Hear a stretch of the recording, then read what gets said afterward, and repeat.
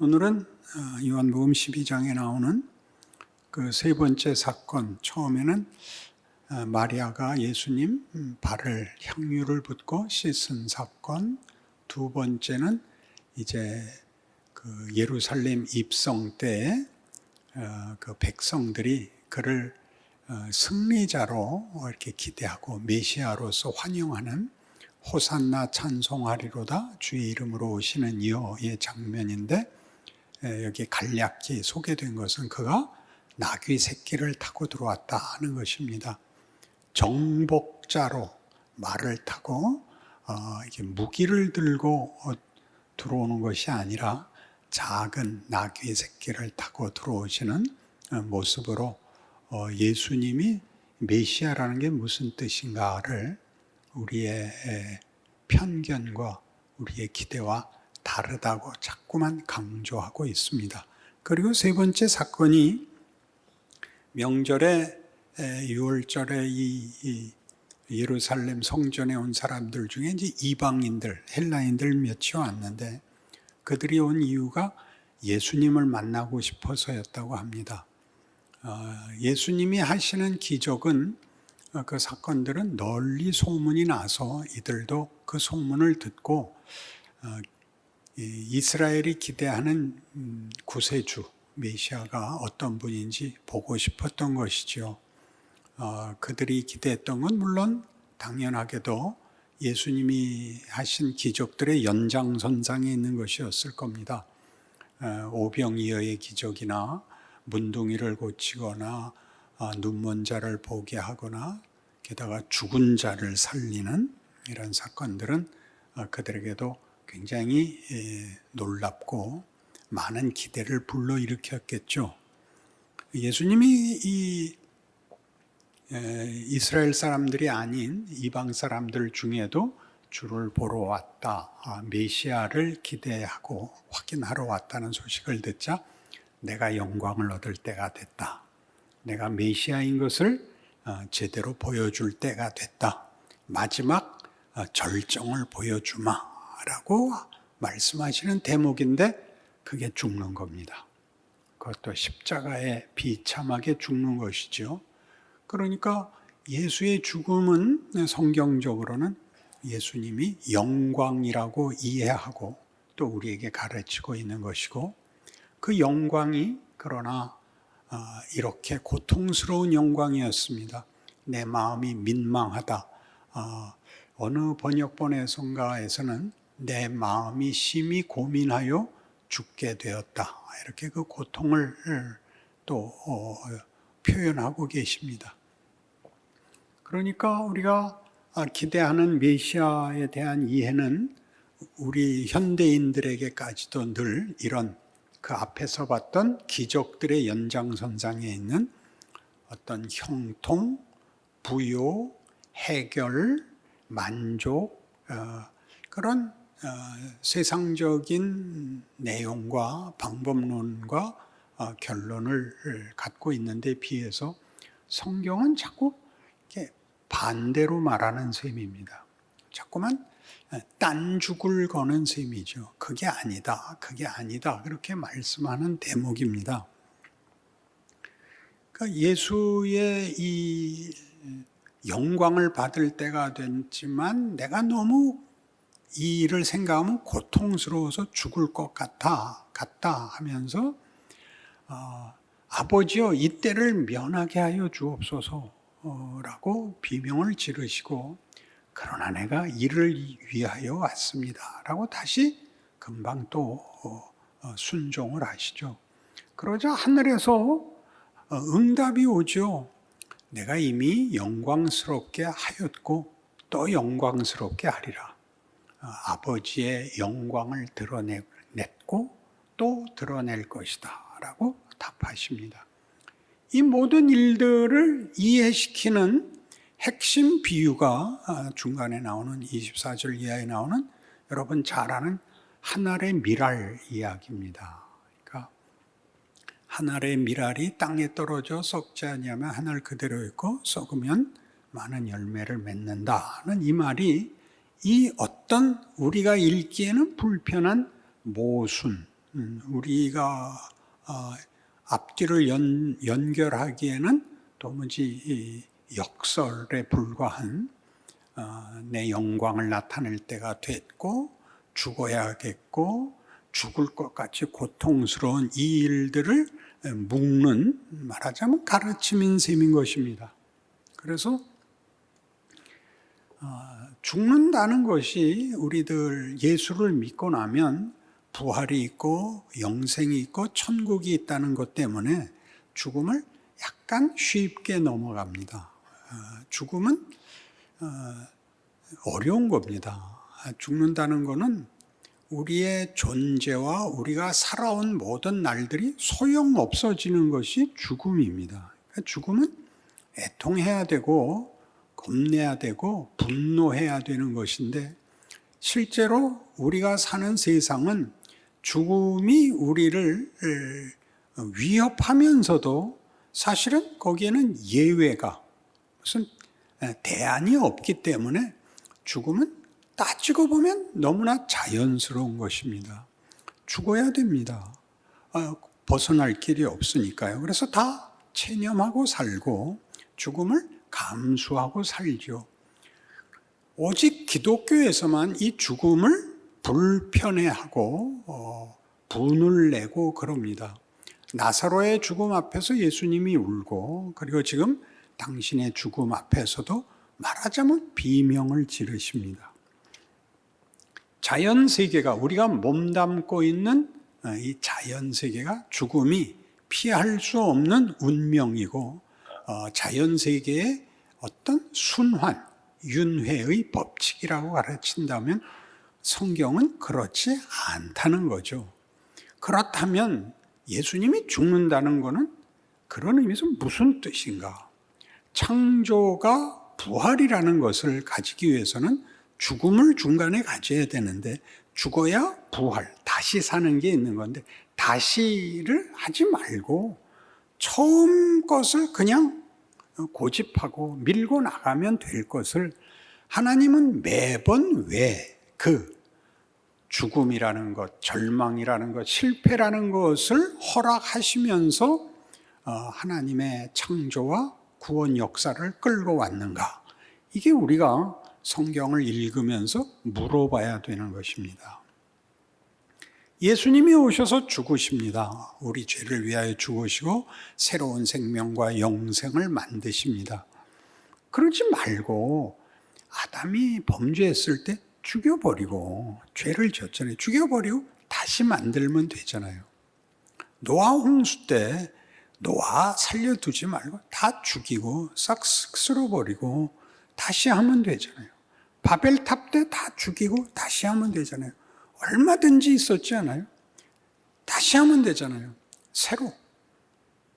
그렇게 안 하고 우리가 한 범죄, 우리가 부린 고집, 불순종들을 그대로 어떤 의미에서 인정한 채, 부활이라는 것이, 영생이라는 것이 주어지기 위해서 죽음이라는 것을 돌파해서 준다고 예수님이 죽는 사건을 통해서, 기독교가 말하는 영생이라는 것은 죽어서 가는 것, 이렇게 종말론적으로만 죽은 다음의 얘기를 이렇게 던져버릴 얘기가 아니라, 현실을 신앙적으로 완벽하게 못 살아서 후회하고 애통해하고 그냥 포기하고 싶은 마음이 드는 죽음의 권세 속에서 살고 있는 것들을 하나님이 거기에다가 부활을 꽃 피운다고 알게 된다면, 그러면 우리의 삶이, 지금의 어떤 절망들이, 우리의 비명들이 가치가 있다는 생각을 해야 되는 것 아닌가 하는 것입니다. 예수님도 결국 죽으러 오셨으면, 오셔서 무슨 아기로 오셔서 33년을 사시고 누구를 살리고 바다 위를 걷고 그럴 필요가 뭐가 있어요? 처음부터 죽으시든지 그냥 죽으러 오신 건데 어차피 이건 뭐냐? 또 이 일 내내 또 많은 사람이 꾸중을 듣잖아요. 바리새인들이 욕을 먹고 율법사들이 욕을 먹고 또 베드로도 욕먹고 가룟 유다라는 배신자도 생기고 하는 일들을 겪으면서까지 이 죽음이라는 것을 져야 될 뿐만 아니라 허락해야 되는, 그걸 과정으로 꼭 쓰시는 하나님의 일하심은 우리에게 무엇을 보게 하는가 하는 것이죠. 그러니까 실제로 성경 속에 보면 우리가 예수의 죽음이 우리의 죄를 씻고 우리를 새 사람을 만들고 하나님의 백성을 만들어 영생을 얻게 한다라고 하는 말은 다 맞는 얘기고 꼭 기억해야 되는 것이지만, 그 만드는 것이 이 과거의 나, 믿기 전의 나, 인류 역사에서 보여진 아담 이후로 반복되어 온 하나님을 거부하고 하나님 없이 사는 일들을 뒤집는, 그들을 버리는, 그들을 지워버리는 것이 아니라 그들을 끌어안는, 그들의 저항과 반발과 무지에다가 피우는 꽃, 그들을 살리는 것, 이게 성경이 말하는 구원입니다. 하나님의 영광이고, 하나님이 당신이 만든 인간에게 복을 약속하시고 하나님의 자녀라는 이름을 주셨으며 믿음과 사랑을 요구하는 지위와, 그래서 자유라는 것을 주십니다. 자유. 그 자유를 우리는 잘못 썼고 그래서 범죄했고 죄를 지어 죽게 됐는데, 그 범죄와 그 실패를 다 쓸데없는 것이 되게 하는 것이 구원이 아니라, 지워버리는 것이 아니라, 그것이 이걸 만드는, 거기에다 만들고 그게 소용이 있는 부활하신 예수님의 손바닥에 못자국이 있는, 그렇게 이런 것들이 필요한 방법을 하나님이 고집하고 계신다는 겁니다. 그게 뭐가 중요하냐고요? 그럼 희망이 있잖아요. 잘못한 것도 쓰신댄다. 시간은 헛되게 흐르는 게 아니란다. 내가 잘한 날들은 의미가 있고 잘못한 날은 그건 손해다. 이렇게 간단히 인생을 이해하는 것은 기독교 신앙에서는 없는 얘기라는 거죠. 이렇게 눈에서 이렇게 갑자기 졸음이 싹 가시면서 희망이 솟구쳐야 되는 거 아닙니까? 그렇습니다. 그렇게 반응을 하셔요. 설교는 내가 여러분을 주장하고 이렇게 주입하는 게 아니라 도전을 하고 반응하고 그렇지 이렇게 같이 가야 되는 거지, 잘 봐 그러고 나 혼자 뛰어가는 게 아닙니다. 그렇죠? 다음 주에 오실 땐 마스크에다가 이렇게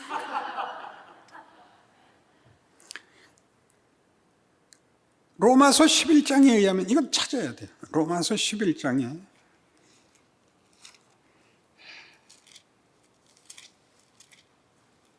32절,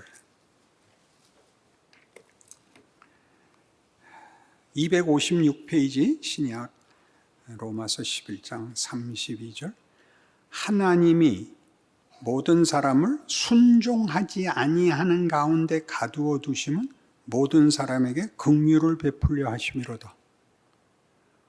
사람들을 어디에 가뒀다고? 불순종하는데, 불순종을 인정하심은, 그런 말이에요.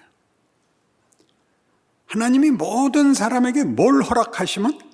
불순종을, 고집을 허락하시면 은혜를 베풀기 위해서. 그러니까 은혜를 베풀기 위해서 그 조건이 필요한 거 아니라, 정도가 아니라 그걸 불순종을 순종으로 만들었다 이렇게 윤리적으로만 얘기하지 마시고, 그게 일을 하게, 그걸로 나를 구원하는 거잖아요.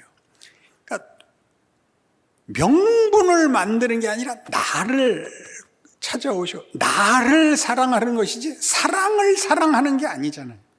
그렇죠? 못난 나라는 게 못난을 넘어서는 하나님의 사랑과 구원이 우리에게 현실화되는 거잖아요. 그렇죠? 그래서 그 다음 얘기가 나오는 거예요. 깊도다 하나님의 지혜와 지식의 풍성함이요 그의 판단은 헤아리지 못할 것이며 그의 길은 찾지 못할 것이로다. 누가 주의 마음을 알았느냐? 누가 그의 모사가 되었느냐? 누가 주께 먼저 드려서 갚으심을 받겠느냐? 이는 만물이 주에게서 나오고 주로 말미암고 주에게로 돌아감이라. 그에게 영광이 세세 있을지어다. 아멘. 이 말이 왜 있는지 알겠죠? 그래, 말이 안 된다. 말이 안 되면 어떠냐? 하나님이 기어코 복을 주시겠다는데 너 왜 시비냐? 너 싫으냐? 너 관둬라. 네가 관두면 끝인지 아냐? 고생이나 직사해라. 계속 그렇게 얘기하고 있다고요. 그러니까 우리의 인생에서 우리가 하는 반응은 거의 다 비슷합니다. 깨우침을 받고 놀라고 각오를 하고 그리고 잘 안 되고 핑계대고 모른 척하고 외면, 불평, 그리고 비겁함, 변명, 그리고 어떤 땐 한번 잘해보고 그 한 번 잘한 것 같고 평생 국 끓여 먹고 그래도 한 번은 잘했잖아요. 이런 것들로 얼룩져서 우리가 생각해도 가슴에 손을 얹고 생각해봐. 뭘 해봐. 네가 구원받을 자격이 있어? 그러면 우리가 할 말은 딱 하나밖에 없습니다. 너는. 자기에 대해서는 자기가 잘하니까 말할 필요 없죠. 너는. 그러면 우리 다 할 말이 없죠.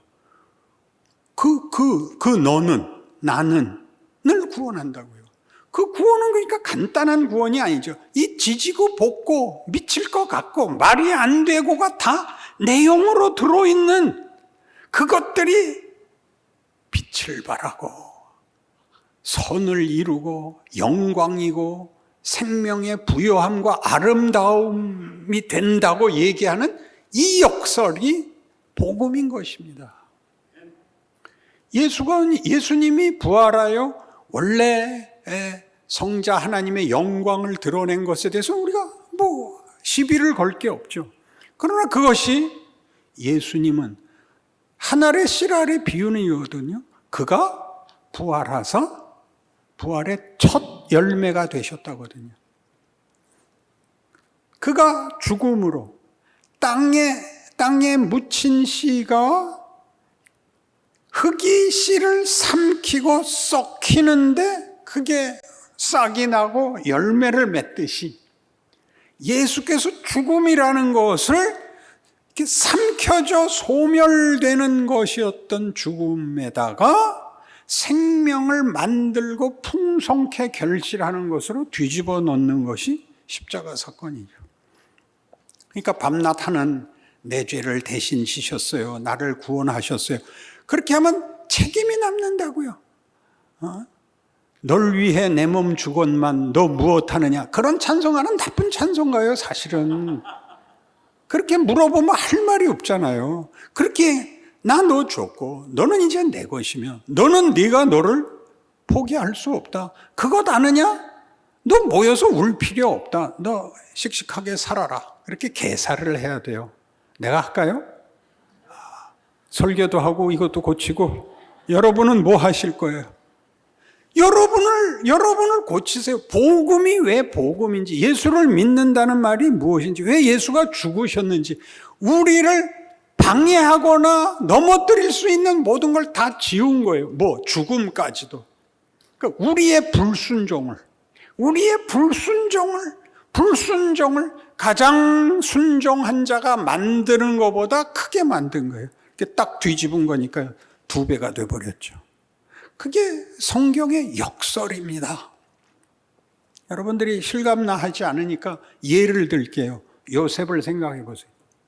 요셉은 왜 잡혀 들어갔죠? 잘못해서 잡혀 들어가지 않고 형들이 팔아먹어서 애굽의 노예로 갔다가 거기서 또 무고를 당해서 감옥에 갇혀요. 그 발은 착고를 차고 그 몸은 쇠사슬에 매였으니 하나님의 말씀이 응할 때까지라. 그러니까 얼마나 억울해요, 그 시간이. 하나님의 말씀이 응할 때까지. 그러니까 그게 일을 하고 있었대요. 그 억울한 지경이 하나님이 마음껏 일한 시간들이었대요. 그 말씀이 저를 단련하였도다. 그래서 뭐가 돼요? 총리가 되죠. 총리는 그냥 이렇게 하나님이 힘으로 갖다 앉힌 자리가 아니라 요셉은 총리의 실력을 가져요. 그는 백관을 제어해요. 지혜로 장로를 교훈해요. 그런 실력이 생겼어요. 어디서? 거기서. 거기 감옥에서. 그가 그토록 몸부림치고 분해했던 내 인생은 이게 뭐야? 를 언제 알죠? 그가 우연히 이 자리에 온 것이 아니라 옛날에 모르고 꿨던 꿈, 그 현실을 봤죠. 형들이 와서 곡식 좀 팔아달라고 무릎 꿇을 때 하고 깨우쳤죠. 이미 하나님이 내 인생을 그때 준비하시고 일하셨구나. 그래서 다 풀어지죠. 형들 다 용서하고. 용서한 걸로 고함 지를 거 없어요. 그게 문제가 아니라 자기의 인생이 자기의 기대와 자기가 아는 모든 욕심보다 훨씬 큰 게 되어 있다는 사실에 놀라 자빠진 것이죠. 다윗은 어때요? 다윗은 더 환장해요. 다윗은 골리앗도 물리쳤고 사울도 용서하고 온 국민에게 최고의 지도자로 항복받은 시점에서 밧세바 사건이 터져요. 순서가 밧세바 사건이 맨 처음 있어야 돼요. 그는 모든 사람에게 손가락질을 받고 저놈은 죽여버려야 된다라는 자리에서 사형 날짜를 기다리고 있는데 블레셋이 쳐들어오고 이스라엘은 멸망 직전에 가고 골리앗이 광화문으로 뛰어들어오는데 옥문을 부수고 나와서 개 섞어라 이놈아 이렇게 돌아서야 되잖아요. 우리가 아는 영웅은, 우리가 아는 인생의 결말은 그냥 뒤집어 놨다고요. 한껏 올려놓고 한 방에 박살을 내물어서 이렇게 한껏 올라온 이것과 다른, 그리고 더 높은, 더 큰으로 가죠. 어떻게 갔는데요? 하나님은 제사와 예물을 원하지 아니하시고 하나님이 원하는 제사는 상한 심령이란다. 은혜를 내리죠. 은혜란 뭔데요? 우리가 만들 수 없는 것. 우리가 믿는 하나님은 우리가 내놓는 조건을 보상해 주는 분이 아니라 당신이 우리에게 목적을 갖고 있어서 우리가 꿈에도 상상 못할 것을 지금 일하고 계시는 분. 나중에 주는 게 아니라 이미 예수 안에서 지금 일하고 계시는 분.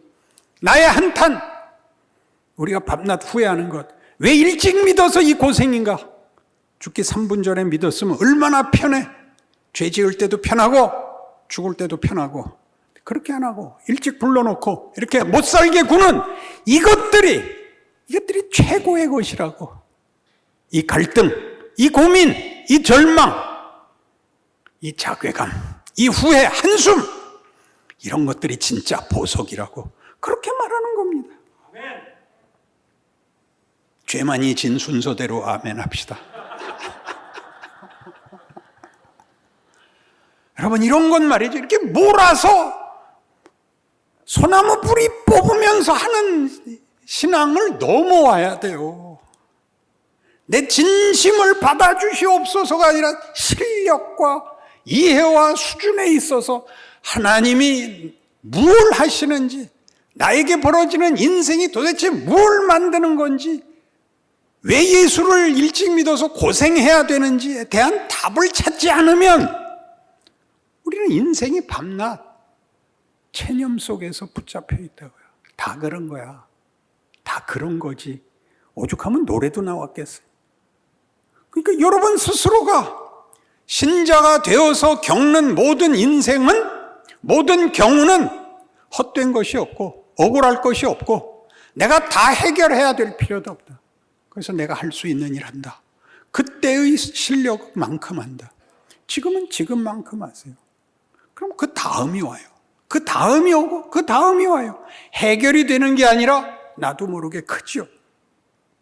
바울은 이 지금 언급하는 이런 불순종 아래 가둔 자들로 하나님이 일을 한, 그들에게 주는 이 일에 대표적인 사람에 껴요. 어떻게? 그는 예수 믿는 사람들 다 잡아 죽이려고 결국 스데반 앞에까지 왔죠. 스데반은 복음 전도하고 있다가 이제 바울 일행이 왔어요. 누군지 알잖아요. 예수 믿는 사람들 다 잡아간 사람. 그 앞에서 이 설교를 하죠. 마지막일지 모른다. 각오를 하고 생각해봐라. 너희 선조들이 하나님의 말씀에 순종한 적 있었느냐? 선지자를 보내면 언제 너희가 회개했냐?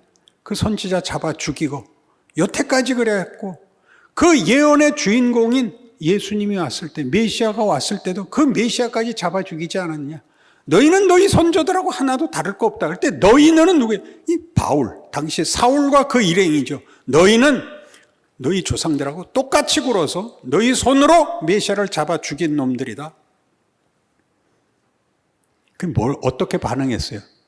사울과 그 일행이 스데반을 향하여 이를 갈거늘 이렇게 돼 있어요.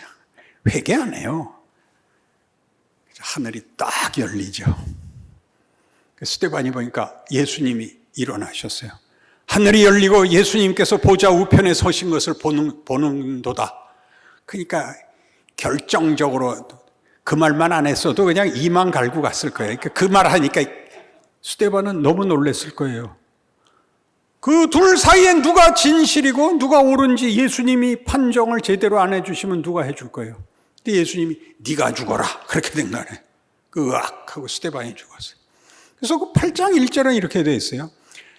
바울이, 그땐 사울이죠. 사울이 스데반의 죽임을 마땅히 여기더라. 그리고 이제 살기가 등등해서 다메섹을 찾아가다가 예수를 만나죠. 누구십니까? 나는 네가 핍박하는 예수니라. 이렇게 돼요. 아니 주님 무슨 일이십니까? 너 가서 기다려라. 아나니아라는 선지자를 보내죠. 사울아 눈을 떠라. 주께서 너를 임금들과 이방의 사자로 보내노라. 증인으로 보내노라. 눈을 뜨죠. 덧붙여지는 경고가 있죠. 네가 얼마나 많은 고난을 받아야 할지 다 말할 수 없다. 이렇게 됩니다. 여러분 생각이 어때요? 스데반을 보내야 맞아요? 바울을 보내야 맞아요? 자기네가 한 것에 연장선상에 있으려면 스데반이 가야 되는데 거꾸로 되잖아요. 스데반은 죽고 바울은 죽어야 되는 놈이 오히려 그 뒤를 잇죠. 그러니까 봐요. 스데반이 죽어서 바울이 생겨나잖아요. 그의 죽음이 하나를 심어서 그 열매를 맺듯 얼마나 하나님이 하시는 일에 분명한 증거들이 성경에 이렇게 가득한가 말이죠. 그니 우리 보고 뭐 하래요? 우리 인생을 죽으래요. 죽는다는 게 뭐죠? 해결하려고 그러지 말고 그 죽음의 위협과 시험과 유혹 속을 사세요. 언제 죽여줄지는 몰라요. 그동안 내내 여러분은 씨를 심고 있는 중이 되는 것입니다. 여러분이 씨를 심고 있는 중이 됩니다. 그래서 여기도 나오죠. 자기 생명을 사랑하는 자는 나와 상관이 없고 나를 사랑하면 자기 생명을 버려야 된다가 되죠. 우리는 이 세상과 우리가 기대하는 세상에서부터 예수님을 보내어 예수로 증명한 하나님이 요구하는 목적하는 세상으로 바뀌어진 삶을 살아야 합니다. 그것은 윤리도덕 갖고 얘기할 수 있는 게 아닙니다. 그걸 훨씬 넘어서는 겁니다. 자신의 존재와 조건과 지금 현실과 모든 조건에 대해서 믿음을 가지는 것입니다. 그 믿음을 가지면 어떻게 된다고요? 마음이 고민하여 죽을 것 같이 됩니다. 아버지여, 이때를 위하여 내가 왔나이다. 내가 영광을 받을 때가 되었다. 그러나 내 마음이 심히 고민하여 죽을 것 같다가 동시에 일어나는 그게 가장 신자의 확실한 정체성이고 현장이라고요. 거기를 도망가는 바람에 기독교 복음은 그냥 값싼 주문이 됐죠. 대강 외면하고 사는 게 됐죠. 대강 외면하고 사는 것. 아까 소개한 그 월터 브루그만이 그 책 내내 이걸 공격합니다. 소비자 사회에서 간단한 신앙 주문으로 얼버무리고 사는 신자들이 됐다. 이렇게 꾸중을 합니다. 여러분들도 충분히 납득이 되실 겁니다. 그럼 뭘 해야 되냐? 뛰어나가서 영웅이 되지 마십시오. 자기에게 맡겨진 자리, 자기가 할 수 있는 일에서 지금 부활의 인생을 살고 부활의 씨앗을 심는 죽음의 자리를 지켜내는 그 믿음의 소망과 담대함과 인내와 자랑을 가져주십시오. 기도하십시다. 하나님 아버지, 우리 인생의 곤고함은 우리를 심어야 하기 때문입니다. 그것은 소망이며 영광이며 자랑이며 하나님의 뜻이며 사람의 인생 속에 가장 행복하고 가장 기쁜 일입니다. 그 인생을 우리가 살아내지 않으면 누구에게다가 그 책임을 떠넘기겠습니까? 책임 있는 인생을 살고 믿음을 지키고 승리하여 우리 만날 때마다 그 기쁨과 감사를 나누는 귀한 우리 교우들 되게 하여 주시옵소서. 예수님 이름으로 기도합니다. 아멘.